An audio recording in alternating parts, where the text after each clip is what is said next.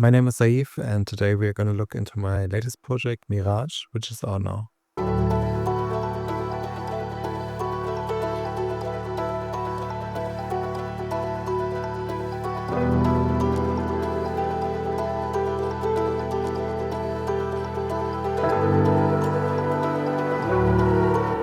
And here the second part.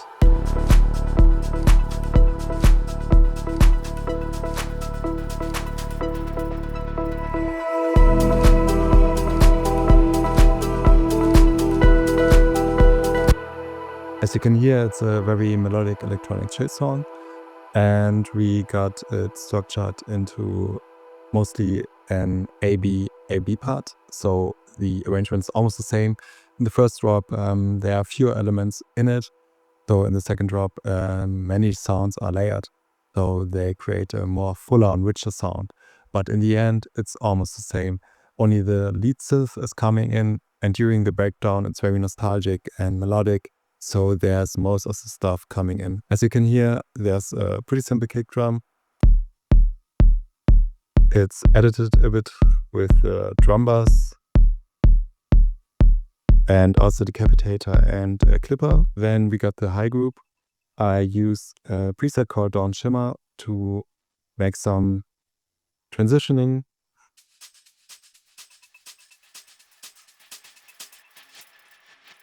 This blends perfectly into the next drop. All I did was using an off-head, which plays a groove.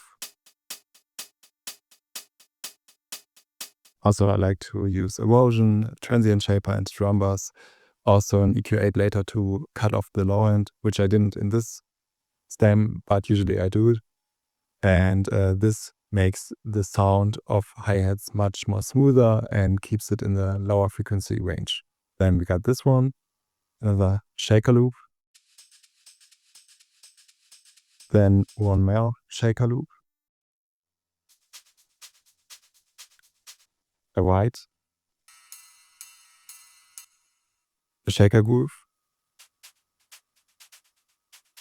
And the reversed waterfall noise, which is field recording. Together they sound like this. For the percussions, I added a clave, which was created with serum. Also added some delays on it. And we got another fill element here in the end. Together it sounds like this. For the caps, I used the same preset to create some transitions.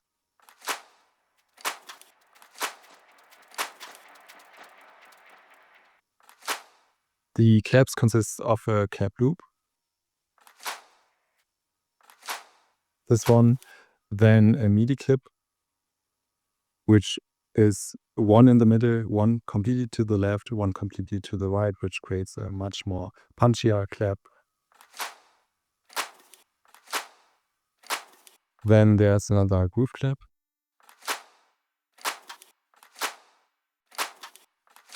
This one is made to enhance the groove and create some variation. And then I like to enhance one shot of the clap by using a MIDI note only on one part of the clap. So it's only on the second clap. This creates an organic groove because usually if you clap in your hands, every clap won't sound the same, obviously.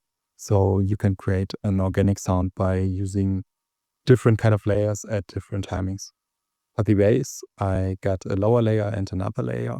The upper layer is one octave above with a high pass still, so the lows are removed, and I also added a chorus to make it much more wider in the end.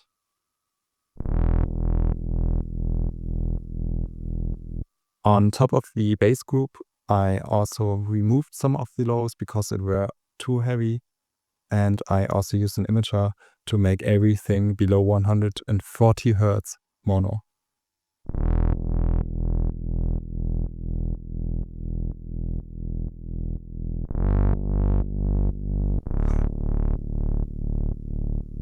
So these are the notes of the bass which play along to the chords, which we got here.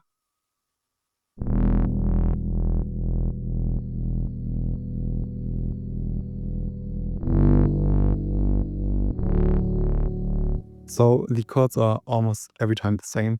All I did was duplicating the 8-bar loops and adding those top notes. So these chords are exactly the same like this, but only added up the top notes. What I also like to use is duplicating the usual chord synth and putting it an octave above and just mixing it in to enhance the overall sound.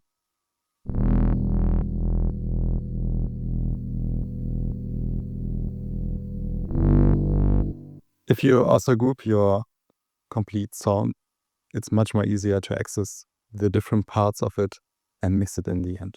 For example, the fifth group, I use it like this because if I play live, I mostly play this diva patch live, which is like an portamento glide effect.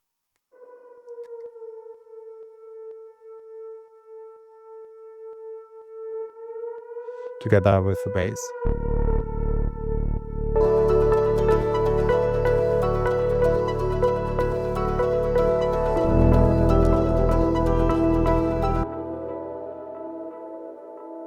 Then in the theme 1, which consists most of my melodic stuff, which are the most important parts, there's the knot rack, which I recorded this melody with.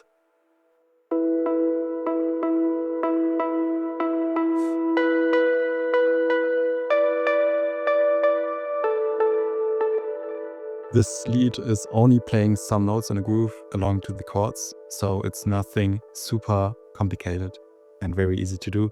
All I'm doing is modulating the cutoff, release time, decay time to create some kind of variation. And it always makes sense to record a part, maybe something above 16 or 32 bars, and mix it then into your arrangement.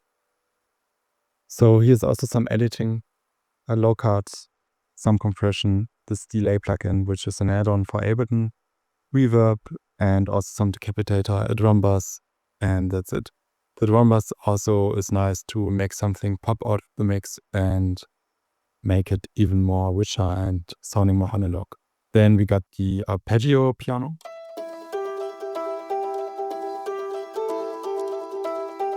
Actually, it's made with the Labs piano, not with the Lecco piano.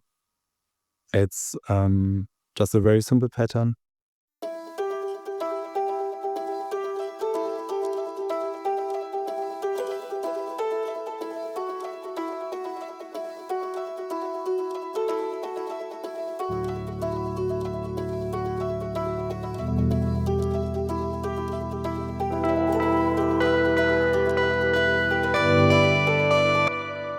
And then I also added some kalimba. It's something I got inspired by Christopher. He always used some kind of kalimba stuff, and it always creates something like tension, and it's always going on in the same, and you can filter it in, filter it out. So it always makes a nice feel to the song. But the kalimba is layered later with the prophet. In the beginning, it sounds like this.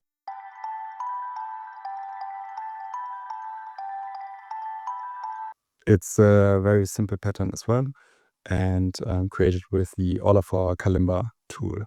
But you can use any kalimba sample and just play it off, so it won't sound so much different in the end. There's also some decapitator, drum bass, clipping, and portal, which is something like a granular delay, and then some delays again. So this is the kind of stuff where you can be creative. Maybe you just drop on a few presets of audio effects and just see where it gets you. Follow your gut feeling. So in case you think the sound sounds cool, but it doesn't fit totally in the mix, just play along with a good pattern and then drop a bunch of audio effects on it. Most of the time you will create something very unique and fitting into the mix. Another thing I like to use is different piano plugins. Because I don't have a real piano, I like to layer different plugins to create my kind of own piano, which may sound not even like a real piano anymore, but at the same time, it doesn't super boring like the most of the piano plugins. So in case of this example,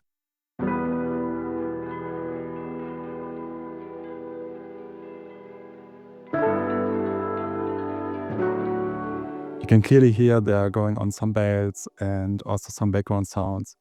It sounds very huge and wide. This is the usual Saive sound I want to create during the backgrounds, which create a very nostalgic and melodic feel. All you can do is using different synths or plugins to create your own piano or synth or lead guitar, whatever you want, and be unique. Just make everything slightly different to everyone else who's doing it. So you will create an own unique touch to your productions. Then what I also like to do is having some ear candies. Those ear candies can be created by using synths, atmospheric field recordings, vocals, and lots of reverb. So those are meant to be very much in the background. Don't hesitate to make them sidechained very heavily or cut off a lot of the mid frequencies, because they are supposed to be much more as upper layer, which creates more tension in your productions and creating variations without interfering with other frequencies.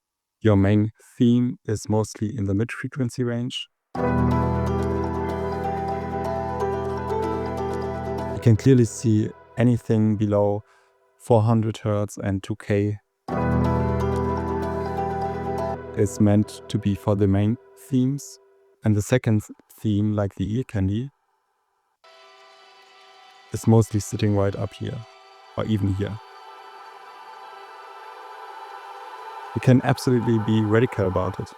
Maybe just make if you got too much in the mids, just make a very heavy cut here.